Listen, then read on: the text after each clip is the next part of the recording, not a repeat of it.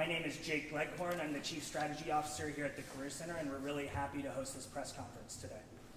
As many of you know, New Orleans Career Center and OCC is the city's flagship training provider, workforce training provider, especially for youth.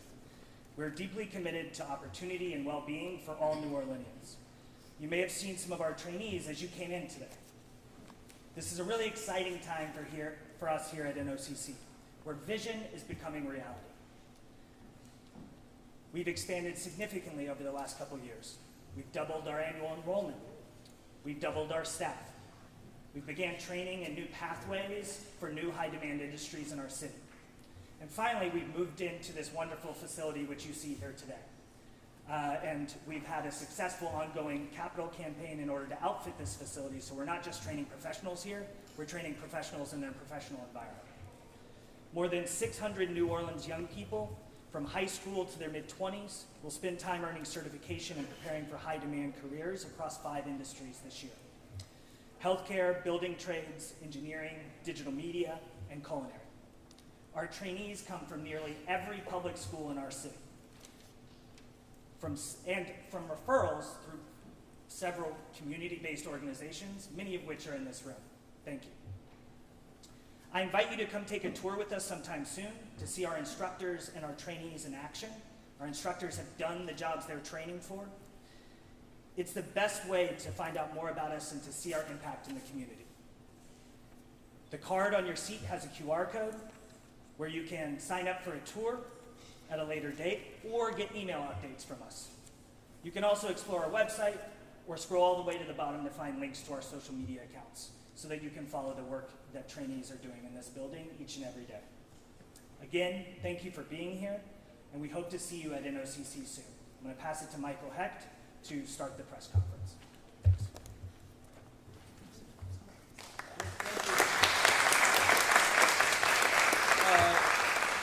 Jake, thank you so much, and Claire, thank you for hosting us in this beautiful facility. We had our first press conference 2 years ago outdoors, and between the rain and the sun, we were all drenched afterwards. And so, as I said to Paul, we're a learning organization. So now we do this indoors. It's pretty remarkable to be here 2 years after that summer of 2022. If y'all remember at that time, I think it's fair to say that we were at a precipice. After a historic low in murder just a couple of years ago, we were unfortunately on track to be the murder capital of the country. There were carjackings that were, frankly terrorizing all neighborhoods, and there was even stunt driving that was creating this general sense of lawlessness. And for reasons first and foremost of ethics, it was morally unacceptable to see so many of our young people perishing. It just was not the kind of city that we wanted to live in.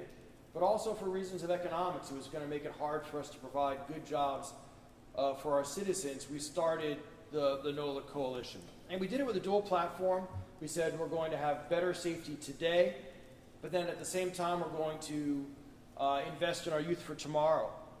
And we quickly grew into what I think, nobody's told me different, the largest, most diverse civic action coalition in certainly recent New Orleans history, with over 570 for-profits and nonprofits representing thousands of employees, with the singular goal of creating a safer and more prosperous New Orleans for all of our residents. And I think it's really important up front. We did a couple of things which today don't seem bold at all. They seem like common sense, but at the time was bold enough to generate a lot of heat and even some anger towards us. We first of all rejected the idea that public safety does not matter. We said that public safety does matter to all citizens. And then at the same time, we said we cannot police our way out of this crisis. It is not going to work. So we have to invest in our kids to create a better tomorrow. And so we created this dual platform, and I think as a result of the work of many you're going to hear from today, from the police and from the DA and all of you in the audience, but I think the momentum that we started, the turnaround has been dramatic. We've had a decrease in homicide. of almost 50% relative to just 2 years ago. And some people say, well, that's just you tracking the national average. It's not. It's 3 times better or more than the national average. You can see on the monitor over here some of the other precipitous drops off of an index of 100. These are real drops. The numbers tell it to us, but when you walk the streets and when you talk to residents, you can also feel it qualitatively. But at the same time, we've raised over $8 million for youth services. We are actively investing in organizations like the New Orleans Career Center because we know that generational opportunity and generational hope is the only sustainable answer for the city of New Orleans. We still have work to do. One murder is too many. One child without hope is too many. And we're not going to stop until New Orleans is a city where every citizen can grow up with safety and with opportunity. I want to thank all of our partners who have made this possible, the mayor, the council, NOPD, Troop NOLA, the district attorney and his team, the sheriff, and so many other of our civic and nonprofit organizations, leaders, like I see Jim Cook in their audience, who's been extraordinary. I also want to recognize the support of Governor Jeff Landry, who's represented by J.T. Hannon here in the audience today, who's been a stalwart supporter for a better New Orleans. All of our nonprofit organizations who are here today, B-Mike, you and all of the, Mike Willis. I'm thinking about B-Mike who's got the mural put up. But your efforts and so many others who are here today. Our corporate community, DXC, is here helping with recruiting. And all of the other 570 NOLA Coalition members who have been with us for 2 years. I want to thank you for making this movement possible. This is just the beginning. And I thank you for what you're doing for the future for our city and the future for our kids. And with that, I'm going to turn it over to one of the founders and leaders of the NOLA Coalition, a leader in so many areas, Kim Boyle of Phelps. Kim?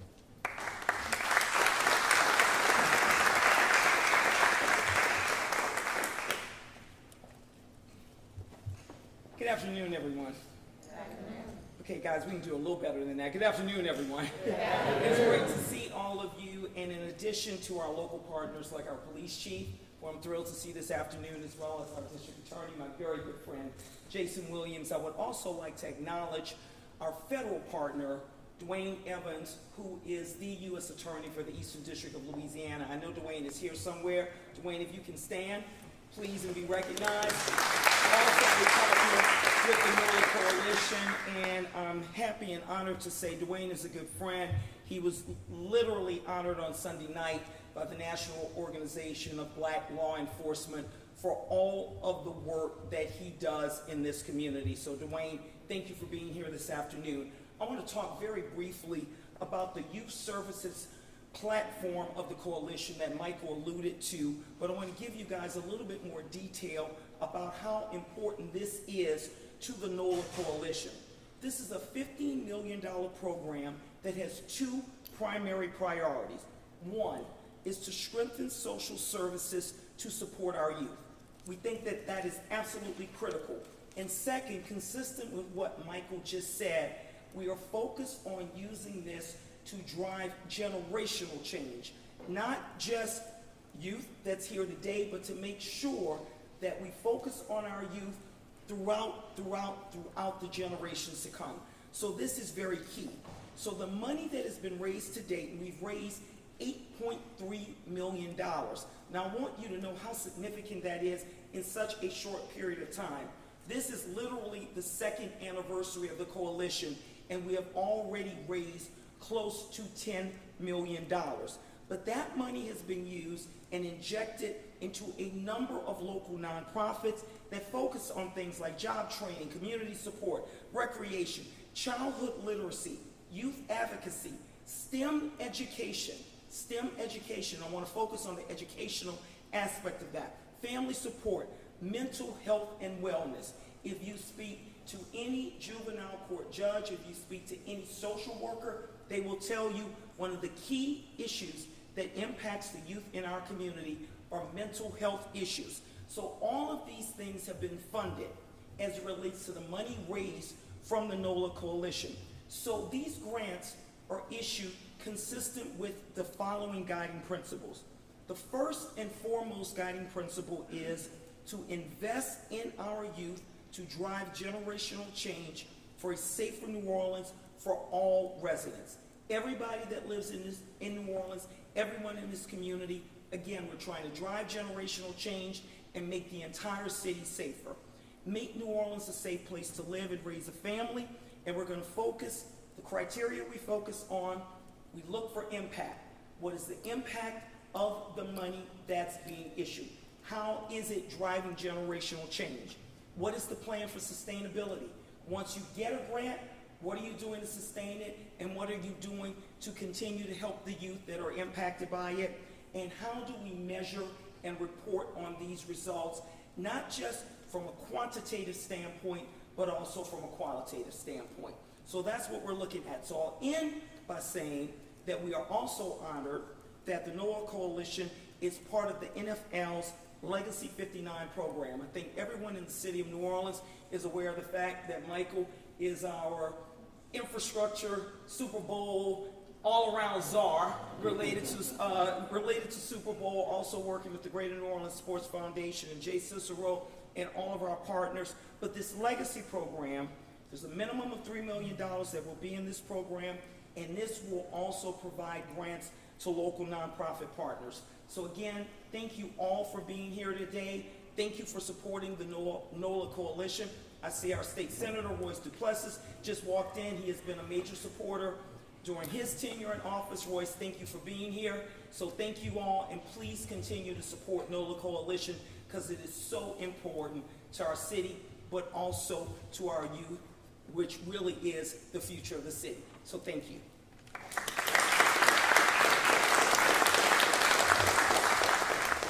Thank you, Ms. Boyd. I really appreciated your remarks. I'm so delighted to be here today. I want to thank the NOLA Coalition. You were like one of the first groups I met when I got here about a year ago. So here you are on your second anniversary and what you do for our community, because public safety is about a holistic approach. It really is. And if you have a dream and you have a hope, you won't pick up a gun. And you won't commit harm and crime on others. So that is why putting emphasis on career centers and investing in your youth does have everything to do with your safety. You know, I want to, for those of you who are in the back who can't see these numbers up here, I want to start by saying that we in policing, we use numbers, we use statistics to frame a story. But for every statistic, and I'll never try to ever forget to start every comment, that represents, a number represents someone who is grieving, someone who is hurting, and this even one violence against another person is one too many. But the numbers do speak to a story.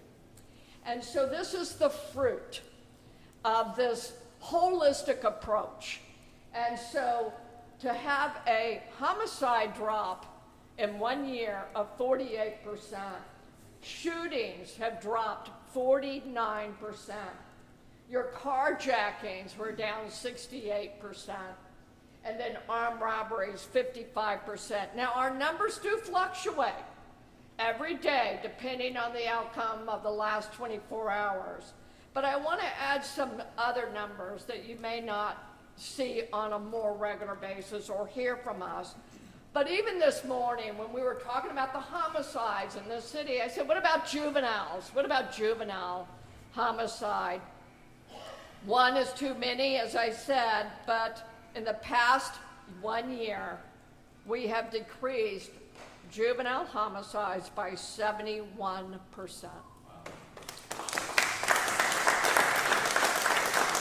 We have, for those who have been the victim of being shot but have not died, we have 107 fewer victims than we had last year with a decrease of the 43%.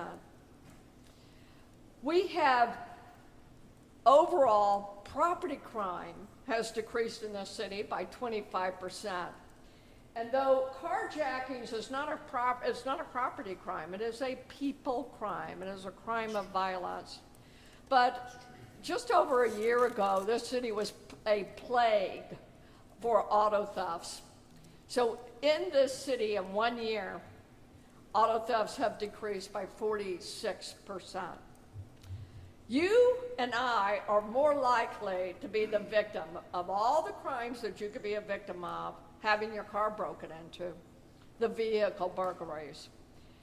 We have decreased those burglaries of your vehicles by 44%. But I want to emphasize something because I'm going to give you another statistic associated with car break-ins. Folks, get your guns out of your cars, okay? Now, we have reduced, or there is a reduction of 44% of guns being taken from vehicles. But y'all, that's what they're going into your vehicle to get. Take them out of your car and safely lock them up. Now, I know that we are a city of tolerance. I love that about New Orleans. But we are not a city of lawlessness. And they are two different things. And so I appreciate this community as a wraparound approach. And you are seeing the results with the fruits that we use statistics to frame. But we have an exciting future. Everyone knows that we're looking for the best of the best, and what a better place to be than here to recruit. Because if you're a winner, you will always be attracted to the best teams. New Orleans Police Department is that best team. We are looking for the winners, and we know you're out there. So if you think you meet that profile, please come look at us, and we're going to look at you. But I want to thank the coalition again for the blessing of being your superintendent.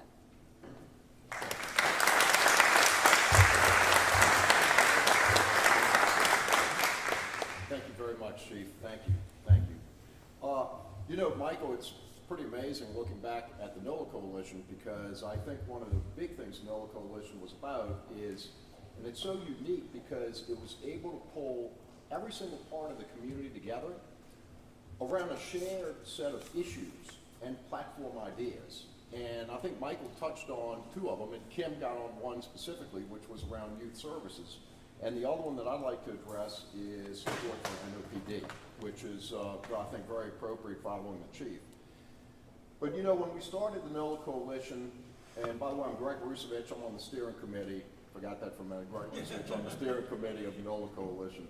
So anyway, but when we started it, the other part of that platform, in addition to the one Kim spoke about on youth services, which is so critical for the long term, we said, you know, we have to support our officers. And the first thing we have to do at the time, and you all recall the debate we had, the vigorous debate we had in this community about giving police more money. NOLA Coalition was right at the spearhead of that, saying we must give our officers more pay, more resources, more support, and more technology, and in order for them to perform at the very highest level. And I think we've seen that. The police pay and retention bonuses, which were passed at the time, have led, I think there's no question about it, and the stats show it, have led to more officers staying on the force, higher officer morale, thanks to the chief as well, and a significantly improved retention rate. Now, we still, and we agree with the chief on this, and she has indicated that recruiting is one of the primary challenges, and we agree. And we're right there with her to help at that top of the funnel, particularly on the marketing side, to make sure that we get more applicants and ultimately more test takers and ultimately more officers on the street, which I think we all agree we need. So there are a couple of specific actions that the NOLA Coalition has taken in this. I saw that, I think DXC is here, there they are, a couple of our representatives from DXC who are working very hard on a state-of-the-art recruiting app for NOPD, which will actually be AI focused, which will be really cool. So, really helping NOPD with the recruiting app, which the NOLA Coalition has brought DXC in and working with them on that. And we've also funded an upgrade to the NOPD's CRM and Salesforce program, which is really, I don't know if Chris Reed's here. There you go, Chris. I know Chris has been at the forefront of that as well to work on that effort. And now we're just getting to the point where we're going to be doing a national assessment of best practices across recruiting. The business community is looking at supporting that effort and identifying if there are any other areas we're missing that we could support the chief on to make sure that we have the right policies in place and the right procedures in place in that recruiting effort to make sure we recruit more officers. And then finally, what we're doing on the corporate side is that, we've got several hundred members of the corporate members of the NOLA Coalition, and in that private sector side, there's a lot of detailed marketing knowledge. And so we have offered to NOPD to work, and we'll continue this, to work in collaboration in terms of bringing that marketing expertise from the private sector jointly with NOPD to make sure that the best marketing practices, digital marketing and others, are in place. And we also called for, by the way, a year and a half ago, at the time a year ago, we really were the leaders in calling for a national police chief search. Well, here we are, we got what we wanted, and Chief, there's no question about it, you've knocked it out of the park. So thank you for that. So I think that's a good legacy part of ours. We fought hard for technology because at the time there's a lot of harumphing about, well, should officers be able to get the full use of technology? We said absolutely they should, and they will, and they did, and they are. And so the technology they're using is now open. They can have good technology, all constitutional, and that's leading to a force multiplier and further improving public safety. And finally, I want to just end with the Troop NOLA side, because it's been really gratifying to see the state troopers come in and work so collaboratively with NOPD. And, they're strategically deployed throughout the city and in cooperation and coordination with NOPD.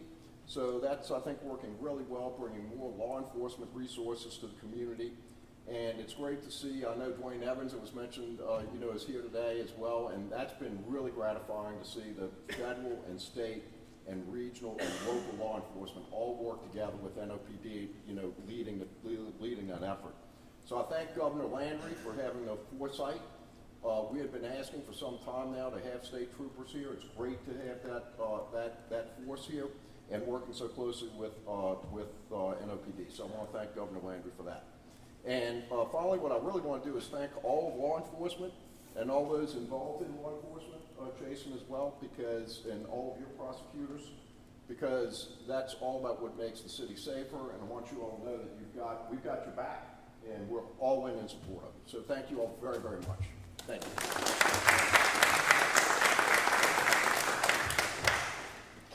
Thank you to all the members of the coalition that are here. I do realize that this is voluntary. Michael, voluntary. Kim, voluntary. Greg, voluntary. They all have, all of you have day jobs, but you're making very large sacrifices to make this city better. The simple truth is that New Orleans' problems are multifaceted, and that means that the solutions to these problems must also be multifaceted. Crime and economic development feed one another. You will never have investment where people feel unsafe. And people won't feel secure in places where there are no investment. And history tells us that approaching public safety and quality of life from one single perspective is going to fail every single time. And over the past 2 years, we have seen an unprecedented amount of collaboration between business and nonprofit leaders, government agencies, regular New Orleanians, faith leaders to tackle these issues, and it has had a palpable impact on the city of New Orleans. I am thankful to my partner in crime, Chief Kirkpatrick, my partner in crime, Dwayne Evans, Darlene Costanza, all the people that do it day in and day out. The truth of the matter is that can't achieve the results we achieved in 1 year's time without a collaboration that you see in this room, right? The crime numbers in this city came down faster and went lower, more so in the city of New Orleans than any other city in this country. People are taking notice of that. That's not just a victory flag for the police chief or the prosecutor or the U.S. attorney. That is a victory flag for the NOLA Coalition, because that was the impetus of that change. At my office, we built a homicide unit. I don't know if you remember this. We were at the city council after USA Today had named New Orleans the murder capital of the country. And I said to the city council, I said, if you are willing to invest in a homicide unit built in the DA's office, built with national best practices, we can bring that number down. They invested. We reached out to and partnered with Bancroft Global to use AI to harden our cases, force multipliers. And we created something called No Dice. And No Dice, I think the only way to describe it is, you've heard of community policing, this is like community prosecuting. It's listening to our city, like that Dirty Coast t-shirt says, listen to the city. And you saw there was a corner store shut down in the Treme community. And there's an officer who had been retired for about 10 years. He said he'd been complaining about that place since 1980. Went back through there because I do yoga at that little yoga studio right there, Ajax's yoga studio. And kids were riding bikes in places that they wouldn't even walk by with their parents after that place got closed down. The tire shop on Claiborne. That wasn't folks in an office building deciding what to do. That was walking those streets, listening to neighbors, learning lessons from the NOLA Coalition. Lessons, different voices coming together to solve big problems. And we're able to shut that down. And now we're talking about helping figure out what needs to go back in to fill that void. And I can't thank the NOLA Coalition enough for the work that you've done to lean in to the No Dice program. This program, through the work of Daniel Shanks in my office, who's here, who directs it, is achieving goals in months that people thought it would take years to do.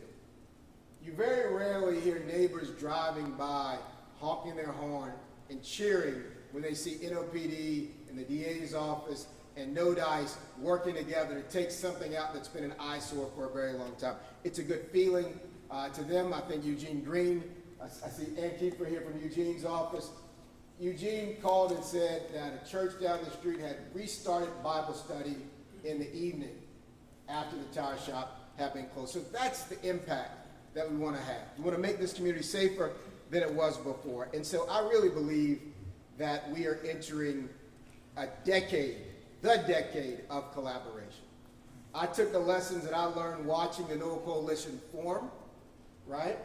And I used that and reached out and sat with the governor to talk about what we could do here in the city of New Orleans. Some folks who were my supporters said, why are you talking to him? He's a Republican. And I said, yeah, we could be on different teams during campaigns, but once you get elected, you have a job to do for everyone, right?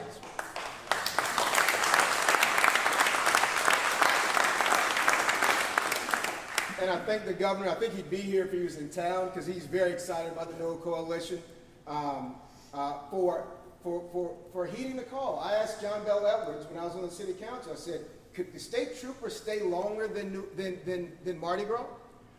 And the governor said, well, he set up Operation Golden Eagle. But that was just a few weeks. And then so I asked this other governor with an R in parentheses behind his name for the exact same thing. And he said, you know what? Yes, I'll do that. And he doubled down and gave us a permanent troop. That's a very big deal. Because when you call 911 and you are finding yourself in the worst moment of your life, you don't care what uniform someone's wearing. You don't care who they voted for or what parish they might have lived in, right? And so that's what NOLA Coalition has set up. It set up a model for us to work together. And we're going to keep doing that. You're going to see some other exciting partnerships. I spent most of the day yesterday with the Attorney General working on juvenile crime, working on this electronic monitoring program so they can work for the city of New Orleans. Because they have said, as I have said, if New Orleans is healthy, the state is healthy. If New Orleans is prosperous, the state is prosperous. So I hope this will be the decade of collaboration. 2 years ago, when you all were setting this up, the NOLA Coalition was a moment. Now, it's a movement, right? It's exciting. It's an exciting thing to watch. It's an exciting thing to be a part of. And I'm really excited to see what this united front can do in the future.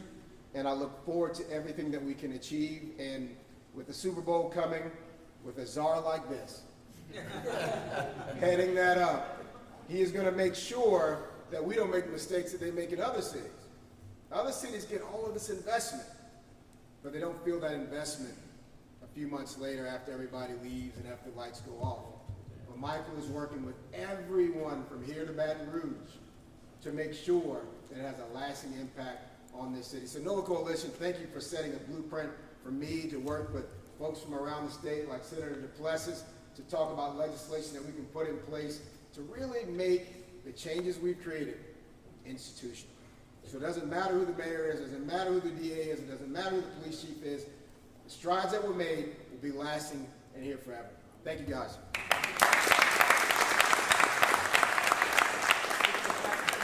would like to acknowledge the immediate past chief of Orleans Parish Criminal District Court, Robin Pittman, who just walked in also.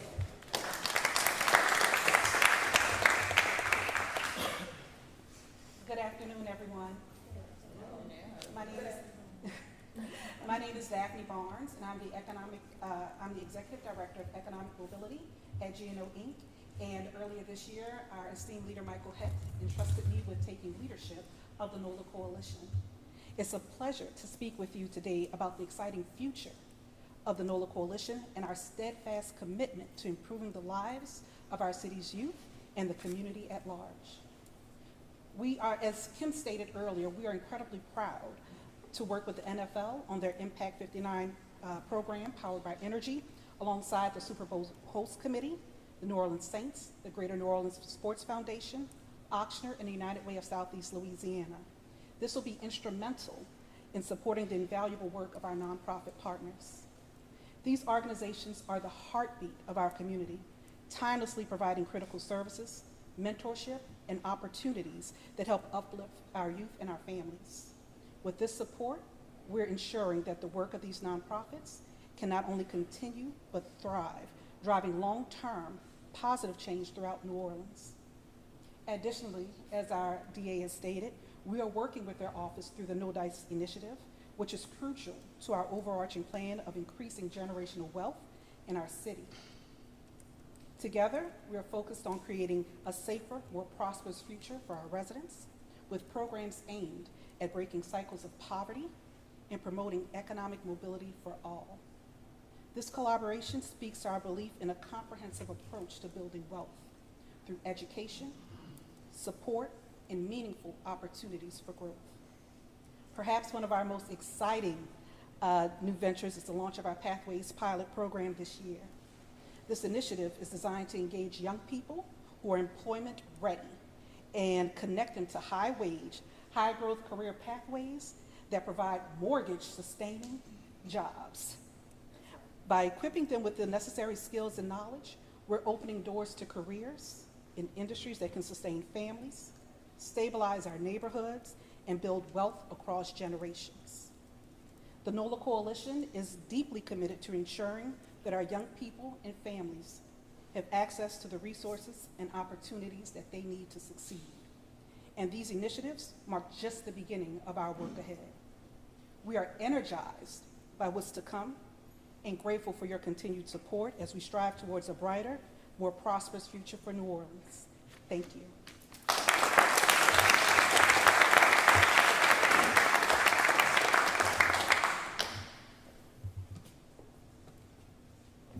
Good afternoon. I am Reverend Dr. Deborah Gilmore, and I am the pastor of Touching Jesus Today ministry in the Upper Ninth Ward. It is great pleasure to be here with everyone on today. And I bring you my heart on today, which is the tool that I use to minister to our community here in New Orleans and on the highways and byways. I bring you the tools of our NOLA Coalition, which is the many hats and organizations that are affiliated with us, that we have direct communication, face-to-face contacts, grow friendships, ask concerns, ways and means how to do things.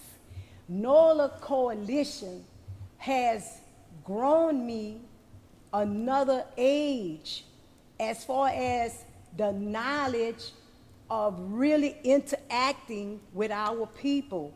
And it has provided me with beautiful contacts. NOPD, our police chief, our board member, my fantastic, I mean superior, great director, and Dana, the justice, amen, Justin, the big guy, my judge, and all the other agencies. And I want to say something to you all. This facility also will train you at your age.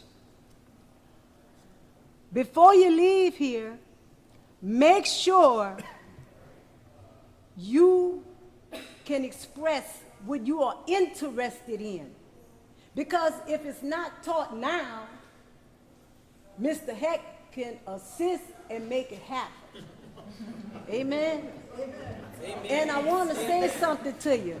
I will be a student here. Also, being a member of NOLA Coalition, I have had the privilege and the honor to be a volunteer police officer, assisting my NOPD where they are needed within big crowds of people. And I will be assisting with the Super Bowl also, along with my partner, Reverend Bell is my partner on the street. And I'm just a happy camper. I want to say to you, when you see our young people on the street, remember one thing. They want everybody to accept where they are. They want you to give them a compliment, a smile, and let them know you love what they are doing at that time. Provided they're doing the good thing, all right? And if they're not, then you pull them on the side and talk with them and say, you know, your mom or whoever, you know, won't like that. But I want to say something. Everywhere I go, I bring NOLA Coalition. I tell a young man behind the register at Walmart, CVS, Dollar General, young man, I'm happy to see you working. I know your parents are proud of you. Continue to do a good job.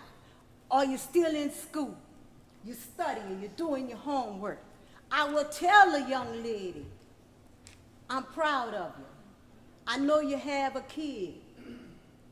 What size your child wear? If you have things available, help them. They want to do better. All of you want to do better, just like we want to do better. That's right. And we want to keep excelling past our capacity. And I want to say thank you for listening, and God be with you. And remember, NOLA Coalition, we need you, and you. We need everybody. We even need our media to come and be members with us. We all need each other. And I just want to say one more time, I thank you, sir, for the privilege and honor to be a member of this great organization, as I am a member of other organizations. But I have the connection here to bring to the world what they need when they're not accessing it themselves. Thank you.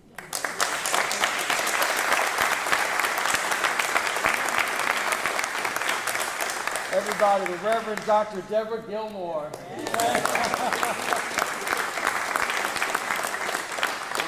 Thank you.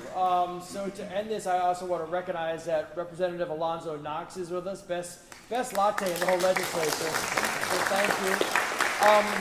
Just two quick things. We're going to do some Q&A avail for the media now, and then everybody who's here from NOLA Coalition, please come up afterwards. We want to get a photo with everybody because really the members are the message. But first, if people have any questions for any of our speakers, we're happy to take them at this time, and then we'll do a photo. Chief Kirkpatrick, could we get your thoughts? Obviously, it's multifaceted in how crime goes up and crime goes down, but from your standpoint, what do you think has happened within the last 2 years? And I know that it came in just in the last year. What do you think has happened within the NOPD that helped kind of drive down these numbers? Or were there tactical or strategic initiatives? Right. So two things. First of all, to emphasize again what the DA said, there are very real partnerships that that we meet on a weekly basis between the DA, the U.S. Attorney, the other federal partners and local partners. We literally meet in a room, and we combine the no dice plan with a strategy that I had brought from Oakland. It's an Operation Ceasefire model, but we call it GRIP. And so we have a very focused, precision-based policing strategy. Folks, we know that very few people cause most of the harm. And so we're very precision about focusing on those people, but not only in an arrest way, but to break cycles. So it's a holistic approach, giving them opportunities, giving them dreams, giving them opportunities to turn from their choices that are harmful. Can I get your thoughts, because Mr. Hack said it earlier, that within these 2 years, when this started, it was said that you can't police your way out of this. As somebody that's head of the police, did you take offense to that? How does law enforcement? No, it's not that. It's when people say you can't police your way out of it, what they're talking about is traditional policing. You know, we lock you up, and so that kind of thing. Even our jails used to be the largest mental health hospital out there. Is that really what you want to do? So it's not that people, what they were saying is a traditional approach. This is a totally different mindset in policing. It's a reform-minded mindset. It's progressive. It's realizing, let's address the upstream problems that impact why people commit crime. And so when you have law enforcement on board with that new way of thinking, with strategies, then you will see the fruits, and that's what you're experiencing. This is not by accident. We are not a result of holding on to following a trend. Your numbers wouldn't be twice and 3 times. We are not experiencing just the national trend. We are intentional, and that's why you're seeing the impacts.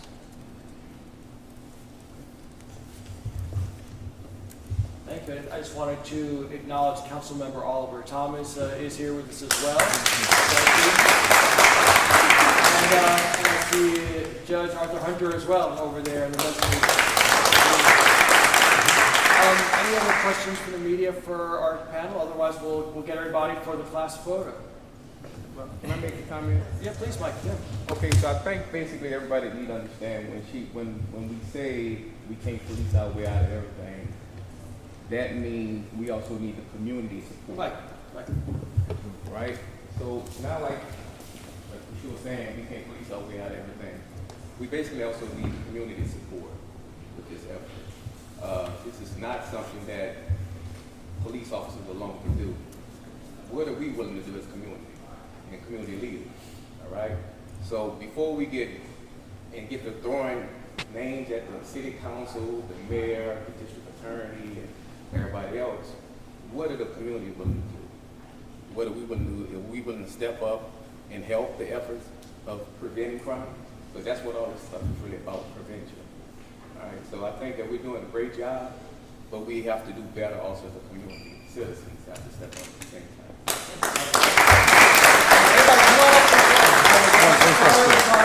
Paul always has to have the last question. Yes, Paul? No, I mean, this is great, and congratulations on the decline in violent crime. But as you know, there still are those moms and dads out there, and sisters and brothers, who have to say goodbye to their loved ones in the violence on the street. What do you say to these family members? You know, while we may be celebrating these numbers, there still are people dying sometimes on a weekly, daily basis. What do you say to those folks? And if you want to answer, or Chief Patrick? I mean, I'll try to answer that incredibly difficult question for everybody up here as a father of two children, one of whom has been best friends with Jason's son since they were in kindergarten together. It's unimaginable to have to lose a loved one, let alone a child. And I think that we just have to say as a society, with all of our blessings that we have, it is completely unacceptable. One loss is unacceptable. And I would not in any way celebrate these numbers. It is an acknowledgement that we're going in the right direction.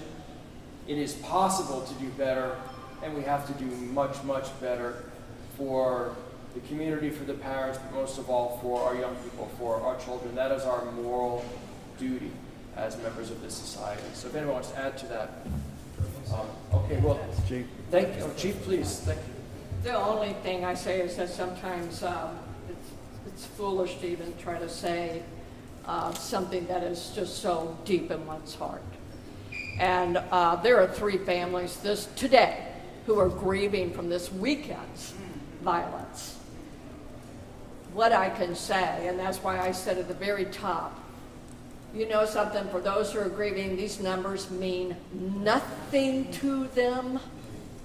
And so we make a big error when people are hurting to roll out our numbers, as though we're trying to say that your grief shouldn't matter. Look at these numbers. That's why I always try to begin any conversation about stats and acknowledging that there is someone, this number represents someone. And so I know it in my heart, and that's why words become shallow for me. If I were talking to a family today, I probably would start with I am so sorry, and then hold their hand. I'm a crier, and I've never apologized for my tears when talking to a grieving family, when words are cheap and all I have are tears. Thank you, Chief.